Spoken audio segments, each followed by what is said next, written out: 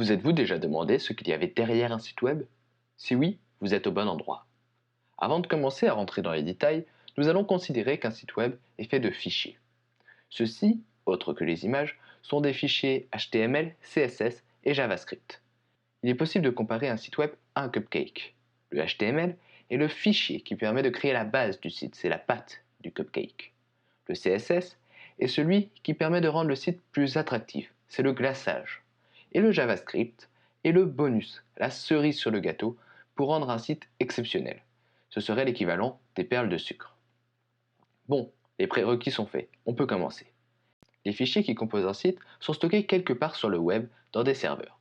Si vous ne savez pas ce qu'est un serveur, j'ai déjà réalisé une vidéo sur le sujet, il vous faut juste cliquer sur la fiche en haut à droite de votre écran. Ces fichiers ont été créés par un développeur. Ce développeur, une fois satisfait de son travail, les a envoyés sur le serveur via un petit logiciel appelé client FTP. Bon, jusque-là c'est bien beau, mais où sommes-nous? Nous sommes ici. On est ce qu'on appelle dans le jargon un client. Quand nous voulons visiter un site, nous ouvrons un logiciel. Ce logiciel, c'est le navigateur. Il en existe des tas. Safari par Apple, Chrome par Google ou encore Firefox par Mozilla Foundation.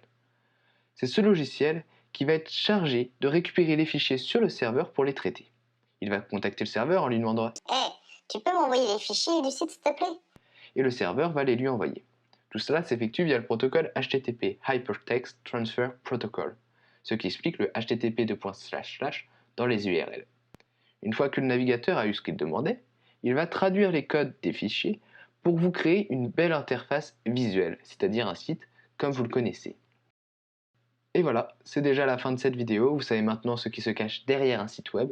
J'espère que ce nouveau format vous plaît. Si oui, n'oubliez pas de lâcher un like. Dites-moi en commentaire ce que vous en avez pensé et ce qui serait éventuellement à améliorer.